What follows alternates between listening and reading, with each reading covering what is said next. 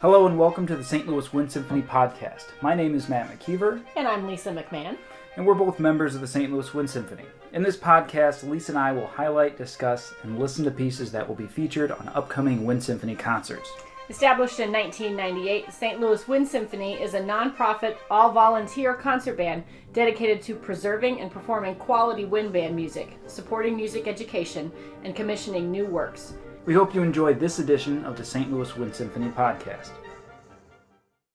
All right, welcome back to our St. Louis Wind Symphony podcast. My name is Lisa McMahon, and I'm sitting here with my excellent friend, Matt McKeever. Hello. We are both fully vaccinated, so we're able to sit across from each other and breathe the same air and all of that sort of stuff. Matt, may I just say thanks for having me here in your new home. Yes, it's great to have someone over. And not be terrified. That's really nice. So what we're going to talk about today, loosely themed, we're going to talk about British brass bands and the monarchy, because it actually closely relates to what the Wind Symphony is doing right now. So I'm going to talk a little bit about what we are doing and what's on the docket for the next week or so. Matt's not playing on this particular concert, so I got to show up and just say, hey, here's what we're doing. Aren't you sad you're not playing? I really am. This is a great program, music that's really close to my heart, and I'm very bummed that I'm missing this particular concert, but I'm excited to talk about it. And originally I said, hey, Matt, I'm going to record this on my own and just wax philosophic about all of this. But then I told you what we were playing, and I know that especially the first piece is very close to your heart. Yes, so, for sure. Any opportunity to sit across from you and talk band is great. Mm-hmm. I'm going to speak a little bit to just the pandemic precautions that the Wind Symphony is taking right now. Matt and I are fully vaccinated, so we're comfortable being in the same space with each other. We're not quite comfortable with that, with the Wind Symphony as a whole. Taking guidance from both the CDC and then also St. Louis County. We're not quite at the place where we can have full audiences yet. So when we are in rehearsals, we are all wearing players' masks. Mm-hmm. So combination of players' masks and bell covers for our brass friends. I will tell you, I don't like playing in my flute mask. It's not, I wouldn't call it comfortable, but necessary. Necessary, yes. Absolutely. We are also distancing. It is a smaller ensemble, and that's going to relate to the pieces that were selected for this particular project that we're doing. We are doing a recording this Sunday, and we're going to stream that in May. This is similar to what we did in October, where we did a pre-recorded outdoor concert, essentially, and then it was available for a short time to stream. This is exactly the same thing, but we're not recording outside. And there is no audience, even an accidental audience. Mm-hmm. So it'll be released sometime in May. I asked Tom and Gary for a better release date, and they were like, May. ... Oh, okay. We'll certainly be posting information on social media and sharing it out to the masses when that does become available. So I wanted to ask, how have the rehearsals been going, just with the smaller ensemble and this spaced out band and everything? Sure. Well, it is a privilege and an honor to both make music and just be in the same space as these people again, for sure. And it's a smaller ensemble, which lends itself very, very well to the music that has been selected. And I think a lot of it is just a little bit of a learning curve for all of us. It's things like whenever we're getting ready to start, you have to allow more time for people to get their mouthpieces inside the mask and that sort of thing. My own player's mask, you've seen the stupid video that I posted on social media. It looks like a duckbill. It's this huge box and there's a slit in the side and I've got to stick my flute in the side. And it works just fine, actually, but it does take a little bit more setup. So it's just, we have to take frequent breaks, to allow air exchange and that sort of thing. We have to be careful not to gather close to each other in the halls, during those breaks, which is very, very hard for this group of musicians because we haven't seen each other in a year and that sort of thing. So we're making it work. We had a rehearsal this past weekend. One was on stage, and then we did another one in our normal rehearsal room with more frequent air breaks and that sort of thing. So it's gone great, and we're all just really grateful for the opportunity to make music with each other again. Sure. So we're taking all the precautions that we possibly can. And of course the players, if they decide to sit this particular season out, there's, we're not kicking them out of the group or anything along those lines. But I can tell you, just as a musician, as a mom, I've been very comfortable with the precautions and just the extreme attention to detail that we've been taking. I've been very comfortable with all of it. So sure, that's great. Very proud of the board for doing it right. So speaking of pandemic, so this is the first time I think we've been in the same room in over a year for sure. Yeah. So everybody's had a pandemic hobby, right? What's yours? What's your pandemic interest, I suppose? Well, I guess back in March of 2020, when this all started, I started getting the idea. Well, I first kind of started getting into board games, as I think a lot of people did. Apparently, the board game and puzzle industry has blown up during the pandemic because they're fun things to do alone, or maybe with just one or two other people, whoever's in your household. So, or you have a lot of kids, and you're trying to entertain them. For sure. So I got a little bit into board games. Well, actually, where it started was my wife and I were kind of just going through stuff that we had got for previous holidays and found some board games that we'd got and started playing them and got really into them. So that led one thing to another, and I started sort of developing my own game that was based on baseball, and I had a lot of fun with that, and that kind of led me down a rabbit hole, and I started getting really into baseball board games, which is a very sort of niche area of the board game industry, and apparently people are very passionate about that, and I now am one of those people. So I do a lot of baseball board gaming.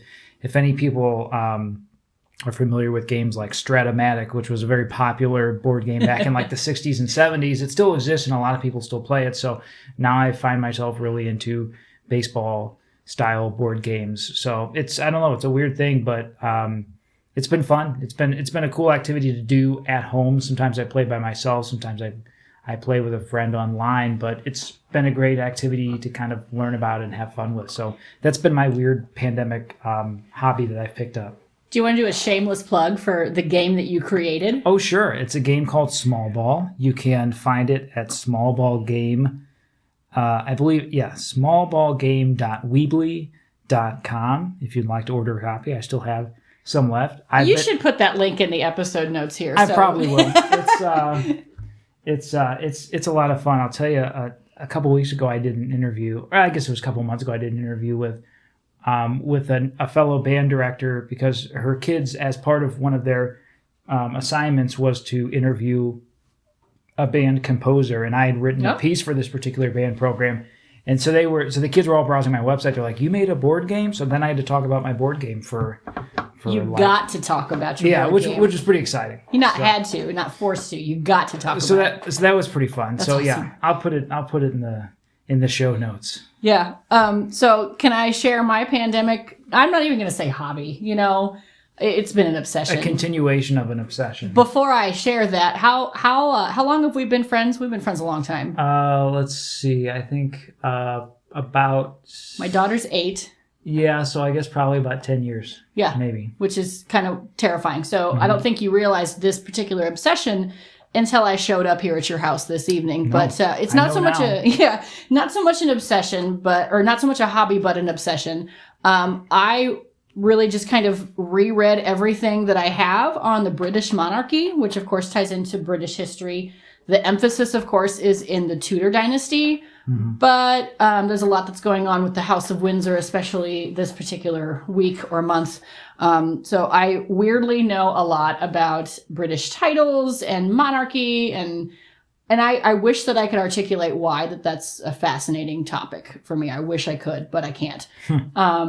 So I looked at what we were playing with the Wind Symphony this particular cycle, and saw kind of a correlating theme, not just with British brass band music, but specifically things within that genre that relate to the monarchy itself. So I saw kind of this weave that was happening, and decided we should do a podcast about it. I spoke with Tom Poshak and with Gary Brandis, who are our music directors, and I said, hey, this is what I'm doing. We're going to talk about this. Tell me your thoughts. And of course, Dr. Gary Brandis, wonderful, wonderful human being, sent me a little blurb that kind of sums up everything in a very beautiful way. So, Matt, can you read Dr. Brandis's statement on British brass bands and why we care about them in band world? Sure. So Gary said, unlike our orchestral counterparts that have several centuries of music from a wealth of composers dating back to the Renaissance, to repertoire available to the band world is relatively young in comparison. So we have, bands are a relatively new invention in the grand scheme of music. The term standard repertoire for the orchestra has been developing for many years before we ever considered the term standard in regard to music written for the wind band. So the British band heritage has played a significant role in the development of original music conceived and composed for the wind band. British bands were closely associated with the British military. Obviously, their mission is ceremonial and functional in nature. The British Army needed a repertory that could be played. A repertory? Am I saying that right? Yeah, that's okay. right. Okay. Needed music. Okay, gotcha. Music, that could be played by a group of players numbering from 16 to 28. This music had to be of the best quality possible and be available for military use as well as at Buckingham Palace. This small, very uncomplicated instrumentation became the standard by which early American wind band pioneers like A.A. Harding followed and became the pattern we follow today, and the pattern that we play in groups like the St. Louis Wind Symphony. Most wind band compositions published and played are patterned after the British Army band repertory of the early 1900s. The whole suites, the Vaughan Williams, Jacobs, early compositions of those composers were models that were used as a basis for our early original compositions for wind band. So compositions like Holst's First Suite, First and Second Suite, first being written in 1909, the second suite being written in 1911, were originally composed for the British military band in mind. Vaughan Williams' English Folk Song Suite, which was composed in 1924, Toccata Marziale in 1924, and Gordon Jacobs' William Byrd Suite from 1924 were also part of this British military library and are early significant works for the wind band. Holst's First Suite was not solicited or commissioned. Holst had little connection with military bands. He was orchestrally trained. It is believed that his idea of the use of these folk song settings neatly fit the wind band. And the piece wasn't actually published until 1921. Also, similarly, it's thought that Gordon Jacobs, is that right? Okay. He wrote the William Byrd Suite in 1924 for the Military Journal of Royal School of Music. And that sort of fit into the same observance of writing for military bands. That was published in 1924, along with Vaughan Williams' Folk Song Suite and the other pieces that I mentioned earlier. So 1924 was actually a really good year for band music because there were 4 great pieces written. Vaughan Williams did actually have some military background, and he wrote for band because he felt, like many of these other composers, that the wind band needed, quote-unquote, real music. Real music. I like that. Yeah. Not fluff pieces. So we're talking about a lot of British folk songs in particular that are now being legitimized. That's a hard word to say. It is a hard word to say. I didn't realize that. But it's being held up to be more legit. Is that a kinder way of saying it? Because it was being used for British bands with the monarchy to kind of weave this fabric of what the British culture was. And at this particular time, not to dive too headfirst into the nerd aspect of things, this is kind of the beginning of the House of Windsor, of which our current Queen Elizabeth II is the matriarch, the current matriarch of it. So about this time, with the establishment of the House of Windsor, there was a big need for a very defined British identity. So I suspect, but can't necessarily prove, that the strengthening of English folk songs in a ceremonial purpose with British brass bands is going to help weave that culture, but also kind of accidentally make legit. Make legit. Too legit to quit. I don't know why I can't say that word today, but it's going to lend a little bit more, I don't know. Weight and gravitas. Gravitas. That's a better word than whatever the other one is that I'm trying to say. So a lot of what we're talking about, they're these stalwarts of band literature, but they have British folk songs or Scottish folk songs or Irish folk songs that are within them, and so they're important. They're very, very important. So I'm going to kind of do a deep dive in here, and I went with my notes in chronological order by publication. Now, that doesn't mean that that's when they were premiered or even written, but that's just when they were actually published. And it makes for kind of a fascinating read, as Matt and I were talking about before. So if I may, good sir, can I start with Percy Grainger? Let's go with it. So the first, this is not in any sort of performance order. This is just in chronological order by publication. So I'm going to talk first about Percy Grainger's arrangement of Shepherd's Hay, which is, of course, an English Morris dance, published in 1918, originally for piano. Then, of course, fleshed it out for a smaller wind band, which is, I think, why a lot of these things were selected for the Wind Symphony right now, since we're in a smaller setting. He wrote it in 1918, published in 1948. You're going to see it a lot published with Irish Tune from County Derry, which we're not doing Irish Tune, but we're doing Shepherd's Hay. Well, I think we did that probably about 2 years ago. Yeah, we had a guest conductor who was wonderful, of course. That's right. It's been, I think, probably too recently to do it. But I did want to share two things about this before I throw it over to you with our next piece. But there's a quote by Percy Grainger that he wanted to make sure the audiences knew when he was listening, or when you were listening to Shepherd's Hay. So from Grainger, it is a Morris dance, but the composer wishes to remind the listener that this version is not intended to accompany dancing of any kind. So in British culture, they would have recognized this as, oh, that's a dance. We should get up and, Please don't. Yeah. and Grainger, being the very specific requesting human that he is, Yes. It's just like, I know you want to dance to this, but don't. Yeah, please don't. Just sit there. Grainger has a way of telling you exactly what he wants, whether it's musically appropriate or not. He'll just say, play it this way, or do it this way, or this is why I want this piece. I've always been a fan of his notes about his compositions. Because they're not standard musical terms. Yeah. But yet you still understand exactly what he's asking for. Mm-hmm. Yeah, for sure. And they're entertaining. Of course, this piece is lovingly dedicated to his friend Edward Grieg, who had died in 1907. Think about that friendship for a minute. Grieg and Grainger. Like, people ask, who would you, any historical figure, who would you like to have dinner with or whatever? I think I'd like to go to dinner with those two dudes and not ask any questions. Just listen. Probably just dinner, and that's it. And just listen to whatever the heck it is that they talk about, because that would be kind of a fascinating friendship. Mm-hmm.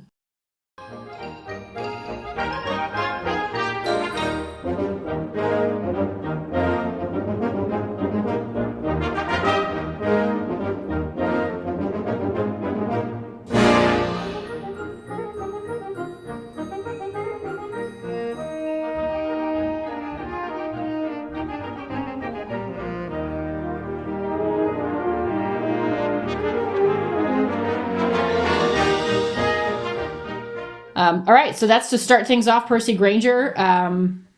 You want? This is why I'm here. You want to talk about First Suite in E flat for military band? Sure, go for it. Yeah, I mean, if you recall, we recorded a podcast about a year ago now we did our. That's right. Lisa and I each did our top 3 favorite pieces we've played with the Wind Symphony, and this was my number 1, the First Suite in E flat for military band. Was that just a year ago? Mm-hmm. Oh my gosh. Yeah. Okay. We were recording. I was recording in my garage. I remember that. We were Zooming from there. So anyway. What a year. Yep. So this is actually the 100-year anniversary of when the piece was published, which is pretty neat. But I mean, it's hard to say much about this piece that hasn't already been said. It's considered by many to be the piece. I mean, maybe up there with Grainger's Lincolnshire Posy is probably like 2 of the most quintessential pieces for band, and really sort of setting in motion this idea of wind band being taken seriously. And like we mentioned from Gary's information that he gave us, a lot of these British composers wrote band music in such a way to legitimize that particular. That's the word. Legitimize. Good there you for go. To legitimize the British band, the British military band. So this piece was written specifically for British military band, and the fact that it's still played today and still a staple of band repertoire, both at the professional level but also used educationally at the high school level and the college level, is really speaks to just the longevity and just the quality of what Holst wrote here. And largely unchanged. Yeah. There's not a lot of revisions that happen. Yeah, there have been a few revisions over time. A lot of it has to do with the instrumentation because I think the piece originally had like bass sax in it, which we don't see bass saxophones in our ensembles really at all anymore. So they said in rehearsal, as our Barry saxophone player, we're looking at something and it's cross-cued or whatever, and they're like, "Yeah, it wasn't written for this; it was for bass sax." And of course, our Barry player was just like, "I don't have one of those." Yeah, there's really not many of them around these days. But there's also some really prominent parts for like E flat clarinet, which we do still see in wind band, but it's certainly not as common as maybe it was at this time. So, but the piece is still around, still played a ton. And honestly, I've never grown tired of it. I played it first when I was in college, and I've since played it multiple times. I've had ensembles play it that I've conducted. It's just a wonderful, wonderful piece of music. And it's a great way to step into wind band music if you really just want a place to start. I mean, I have to say Lincolnshire Posy is right up there for me as well. Sure. But I would consider this piece probably more accessible. There's certainly some things in Lincolnshire Posy that are maybe a little bit, as the kids might say, a little spicier than First Suite in E flat. But it's a great piece to sort of get you into the type of wind band writing that we know and love today. Would you say that First Suite in E flat specifically is accessible by most high school groups versus Lincolnshire Posy is not? Oh, for sure. Absolutely. It's definitely accessible. It certainly has its challenging aspects, but it's one of those pieces that is both incredibly gratifying to listen to, but also very educational. Every person who goes up playing a wind instrument should play this piece at some point. My partner is not a musician, but is a music lover. So when he comes with me to music conventions, one of the questions that he asked a whole group of band humans is, can you explain in 2 minutes why is First Suite so important? And you just see this room of stunned band directors just like, how do I sum up everything that this piece is in a bite-sized little nugget? Yeah.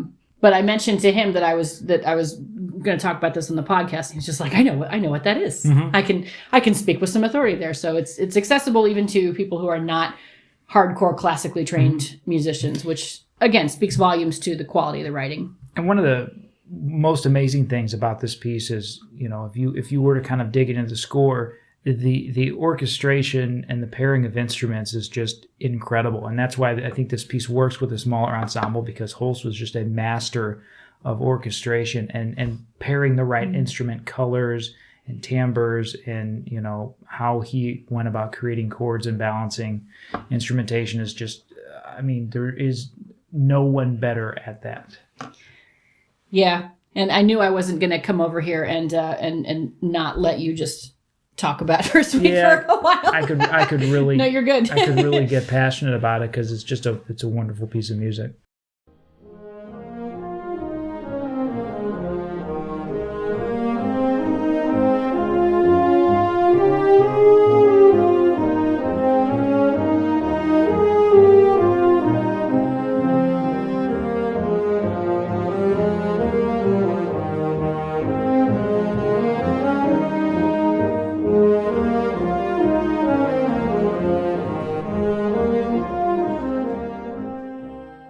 All right, I'm going to go ahead and dive into Second Suite in F for Military Band, also by Holst, published in 1922. It is 4 movements long. I'm going to speak specifically about the 4th movement to go along with our British brass bands as they relate to the monarchy theme. It's so the 4th movement of Second Suite is called Fantasia on the Dargesson. It's not included in it, but it has this huge statement of green sleeves in it.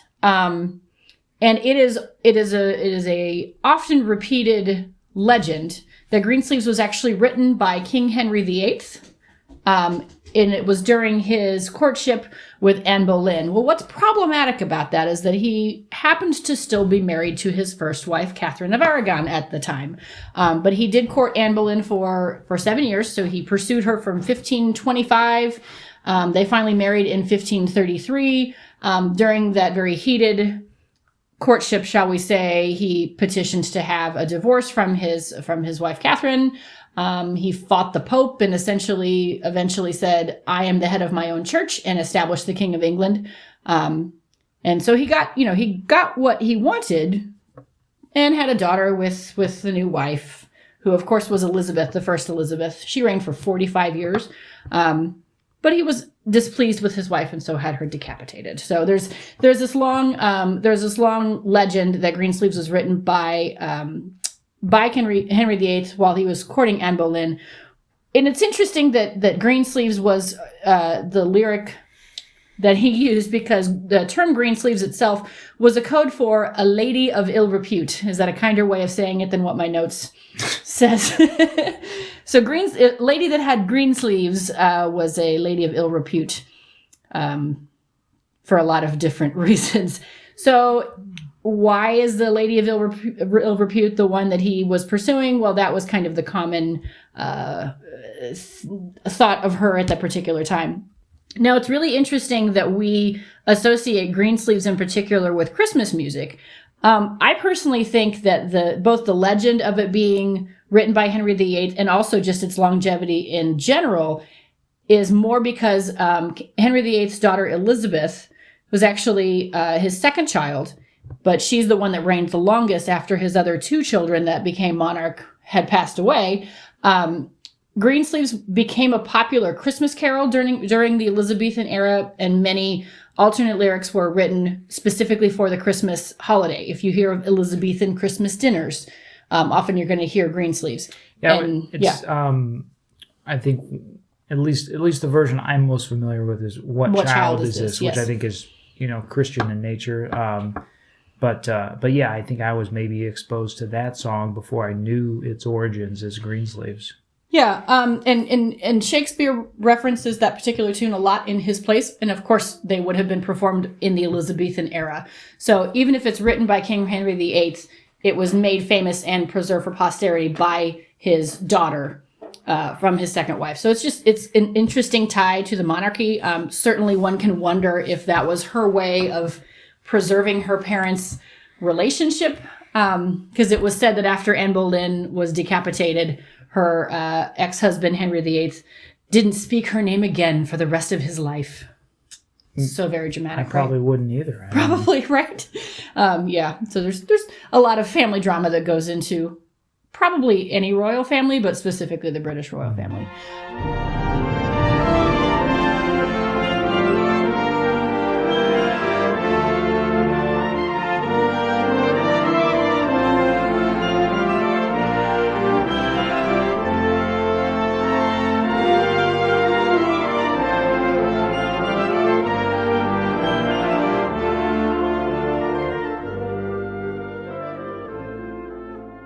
We're going to talk about Rafe Vaughan Williams. Looks like Ralph, but it's not. It's Rafe Vaughan Williams.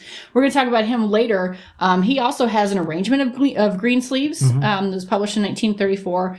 It's based on the same melody. It's actually an arrangement from earlier, and there's an orchestral interlude that goes from it, and it's from Vaughan Williams' opera Sir John in Love. So it's one of these things where it's like a folk song that everybody knew, and then all of a sudden at this particular time, everybody's making their own arrangement. Well, yeah, and Vaughan Williams did that with a number of pieces. He did theme on a theme by Thomas Tallis, I think it was another one. So he kind of some of his big hits were Fantasia on other various things. So yeah, this was definitely one of his bigger hits. Yeah, for sure. These are kind of the heavy hitters of this era. Holst, Vaughan Williams. We mentioned Granger earlier, and so the next two pieces that we're going to talk about are Vaughan Williams. So I'm going to talk a little bit about Folk Song Suite, which was published in 1924. As Dr. Brandis said, 1924 was a good year for great band music. So I kind of want to talk about English Folk Song Suite and sea songs at the same time. I didn't realize this until I started researching this, that sea songs was actually written as the second movement of the Folk Song Suite. So when you start digging in, you'll see the march, which is the last movement of the Folk Song Suite. Sometimes it's called movement 3 and sometimes it's called movement 4. And that's because at the premiere, Sea Songs was movement 2, and then it was published separately. And now most people do it as kind of a separate entity and that sort of thing. So I'm going to speak specifically about movement. Now we know it as movement 3, but it was originally movement 4. And this actually has like 4 different folk songs that are in it. I'll summarize the story of this first one. So the first folk song that's in movement 3, that's really movement 4. It's called Blow Away the Morning Dew. It's also known as the Baffled Knight. So the story goes like this. A knight meets a maid away from house and town. He proposes intimacy. Doesn't propose marriage, just intimacy, right? She persuades him that they will be more comfortable upon her richly appointed bed, or that if he brings her to her father's house, she will marry him and bring a rich dowry. When they arrive at her home, she goes in first and locks him out. In most variations, once she's safely inside, she sticks her head out the cottage window and taunts him for his gullibility. So the ballad generally includes advice to young men not to be put off by maidenly protests when they meet defenseless women. Yeah. So it only becomes problematic, it only becomes problematic right there at the end in the summary of all of that. I really thought the advice was going to go a different direction. Yeah, but no, it becomes mildly inappropriate and kind of uncomfortable, which it is what it is. So there's 3 more folk songs that are in that third, but really fourth movement. So one called High Germany, and one called The Tree So High, and then finalizing with John Barley's Corn. I don't know that one. I don't know any of these. Well, I know High Germany and Blow Away the Morning Dew, and but you'd have to point out where John Barley's Corn is, because I'm not sure which one that is. Yeah, I don't know either.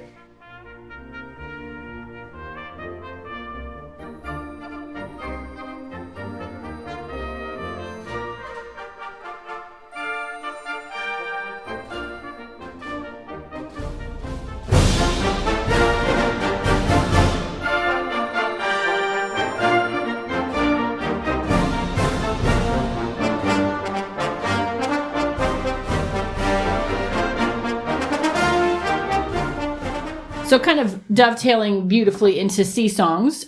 So this one was actually arranged for military band in 1923. It was the second movement originally the second movement to the English folk song suite. So this is, the term sea songs is also going to be referred to any songs that are about or concerned with ships and seafarers. So we would call them sea shanties now.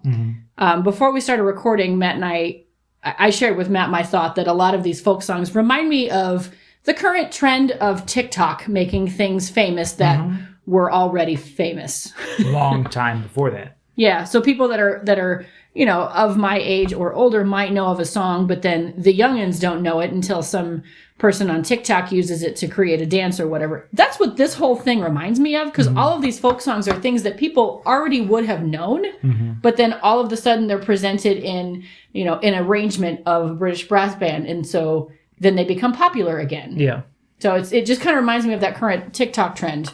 That is not a correlation that I was expecting to make this evening, but there it is. But it's folk songs, have like a lot of popular things, things tend to come in cycles. They say fashion styles and whatnot that were popular 30 to 40 years ago kind of come back around, and folk songs are things that sort of transcend time, and these composers saw all these opportunities to take. There's just this huge catalog of great folk music, and let's sort of bring this stuff back, make it more popular. And there's certainly a nationalist element of it, like this is all British folk music. Let's really highlight the fact that we write great folk music. So you put these in a piece of music, they become popular again, and then all these folk songs have sort of a second life, just in the same way that Rick Astley's Never Gonna Give You Up has had both a second life and a third life. And it's a life that will never die. Exactly. So all of my classes are virtual right now. I don't know if we've talked much about this. I'm teaching middle school virtual band. So it's a very unique and specific situation. But so we start our Zooms and I've got a playlist that's in the background. Well, one of the first assignments for the quarter for the kids is to tell me what you want on this playlist and everything. And without fail, somebody wants Never Gonna Give You Up on there. Oh, yeah. Yeah. For sure. And that song was popular when I was their age. That was sort of its second life, and now it's living a third life with this current generation. And it's living a life that will never truly die. Never going to give itself up. Yes. It'll never let you down. Yeah. Oh, no. Or desert you. And that was another trajectory. I was not expecting this conversation to go. Anyway, I think I got here with sea shanties. Is that how I got here? I have no idea. So sea songs or sea shanties are most commonly they're classified as folk music. Obviously, they're a major feature of maritime festivals, and which are held at seaports, which is a much bigger deal for the British culture, being that they are mostly surrounded by water. So it's the Navy in general is quite important to the British people. So I'm going to talk specifically about the 3 different songs that are within sea songs, just because they're important to how they relate to the monarchy. So the first one is Princess Royal.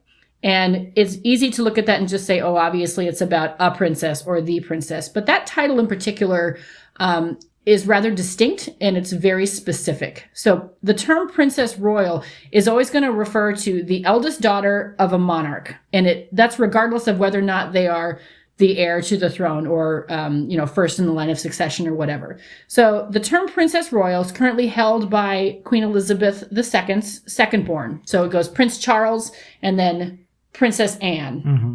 So she was the second born. And actually those two were born before Elizabeth became queen.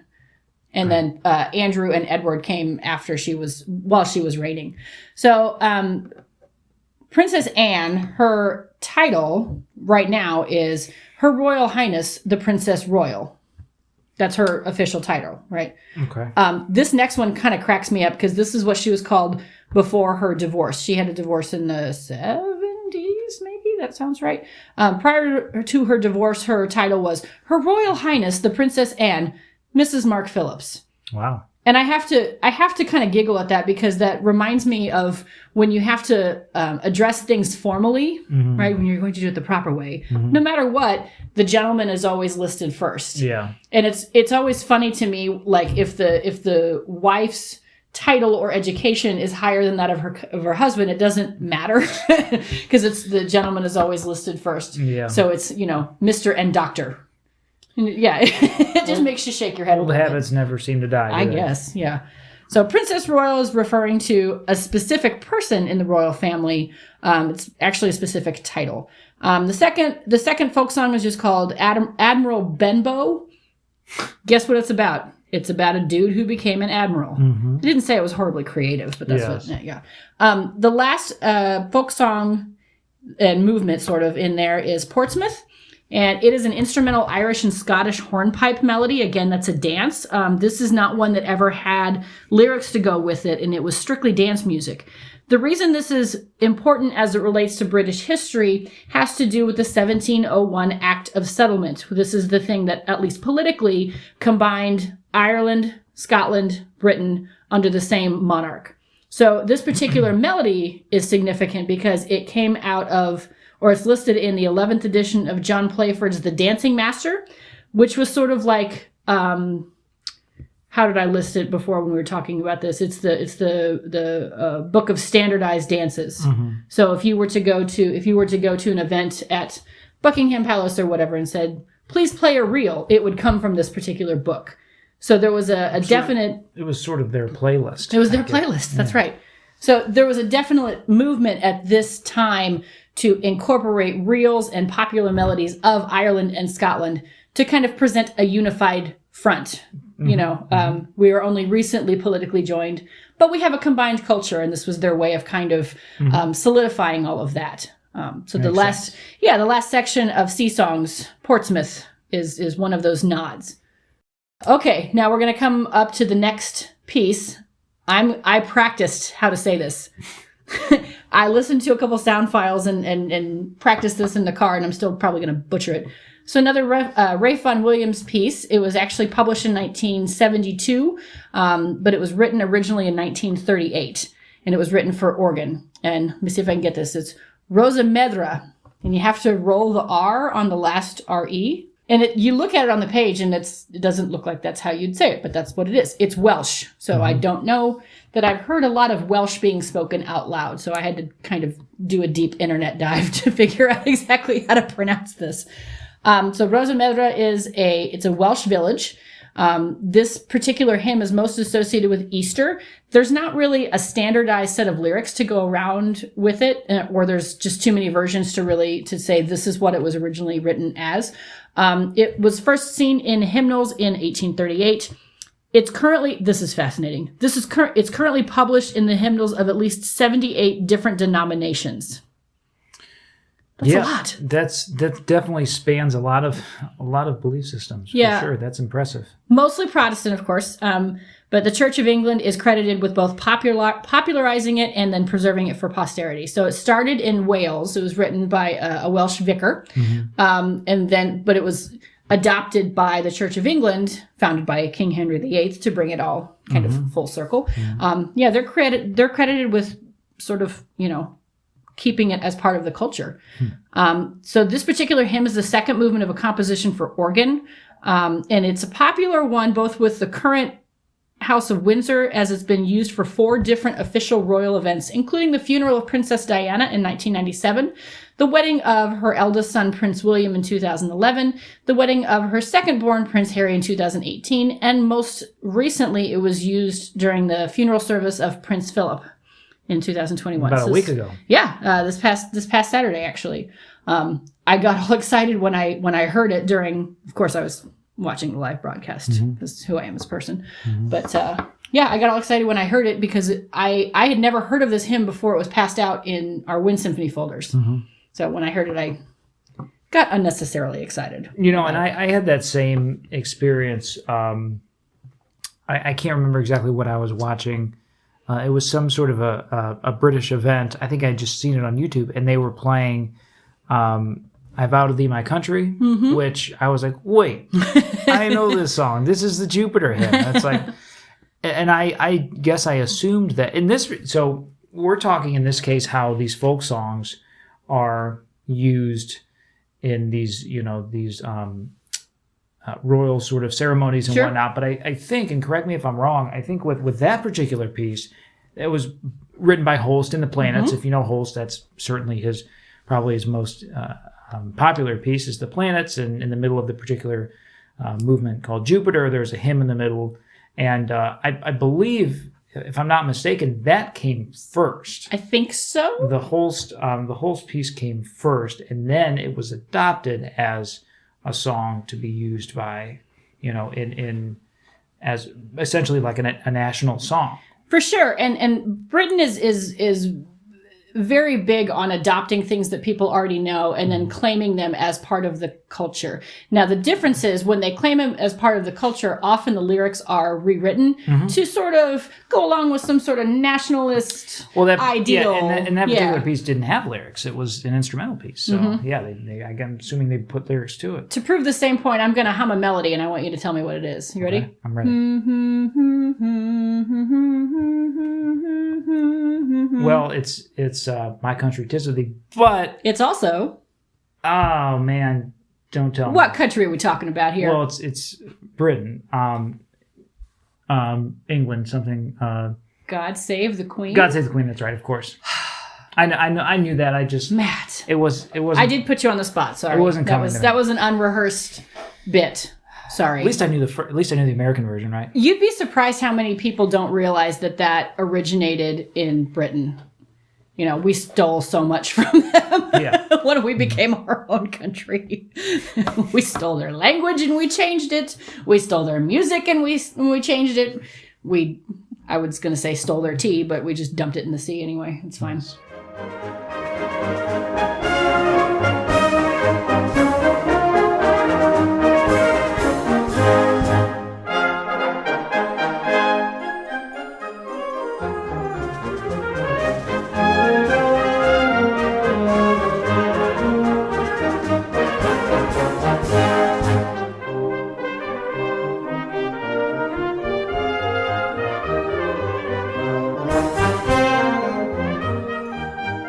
I'm going to talk very briefly about the last two pieces that we're performing.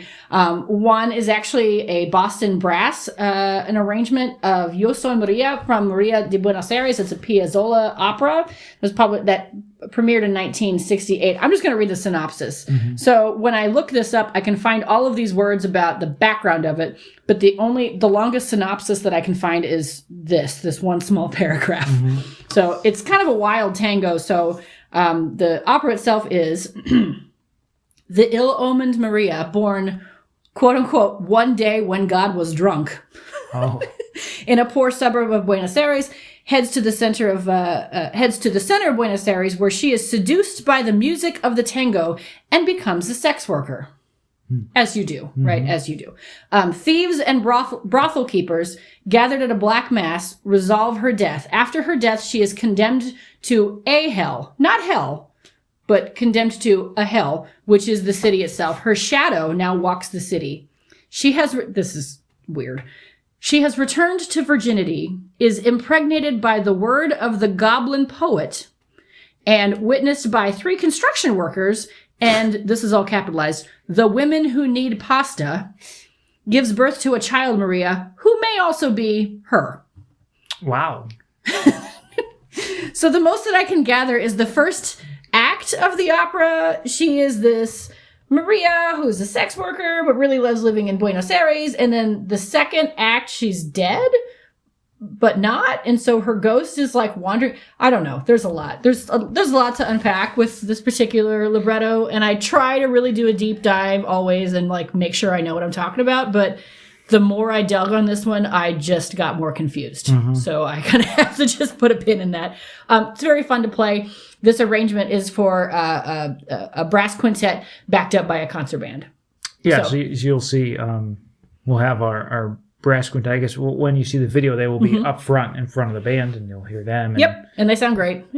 Even masked with these ridiculous bell covers and all of that. Like they sound wonderful. Mm-hmm. Yeah.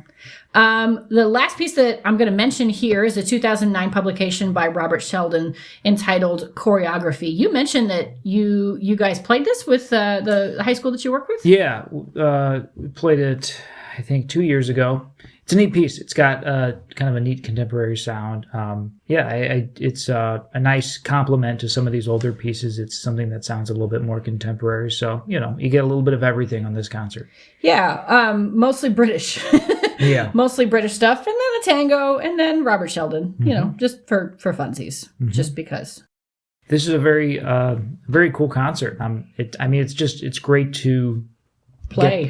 Great to play. And I'm bummed I can't play on this concert, though we do have another concert schedule, an outdoor concert actually in June, correct? Yes, that's correct. The details of that, I don't think they're completely finalized yet because we're still wanting to make sure that we're observing COVID protocols with locations and spacing and all of that sort of thing. So we, of course, will post all of that information when it comes out.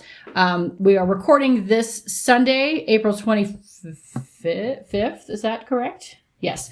April 25th, we're recording. It will be released, quote unquote, sometime in May. The way it worked for our October recording was it was released and it was available to stream anytime within like a 2 or 3 day window. I'm told this will be the same type of thing. So watch our Wind Symphony Facebook page or our Twitter feed or our website. Are we on Instagram? Yes, we're on Instagram. What else? What else can we shamelessly plug? But besides the board game, the baseball game that you created. I think there are. I think there's an email list I believe that goes around as well. But feel free to share Again, we'll only have this available online due to copyright. Various rules that say we can't share it for much longer than that. But yeah, please feel free to share and enjoy this music. The musicians have put a lot of hard work into this, and you could very easily find some of this music online, but gosh, it's so much more exciting to see real live musicians play it, and knowing that these are all local St. Louis based musicians who have just been really looking forward to bringing music to the masses. So we really do hope you enjoy it, and we hope to at some point in the near future get back and have audiences, but we're taking the safe approach and sort of slowly working our way back to things in the most logical way. So for now, this is what we'll have to do, but we do hope that you are able to tune in and enjoy what we're able to give you at this time. I will say I've been very proud of the St. Louis Wind Symphony board for just taking the stance that they have in terms of we're not going to come back fully until we can do it safely. I've been very proud as both a board member and a playing member of the ensemble to support that. It's a good organization to be involved with. For sure. So check us out on Facebook, on Instagram, on Twitter, on our website. What is our website? Can you? STL Wind Sim. So STLWINDSYM.org. And you can find all the information and links to all of our socials on there. So please tune in. Please support your local nonprofits and support the return of live music. We hope this has been informative, maybe a little bit entertaining. We certainly have had a really fun time recording it. So, Matt, it's good to be back. Absolutely. We hope to see you guys at a concert soon.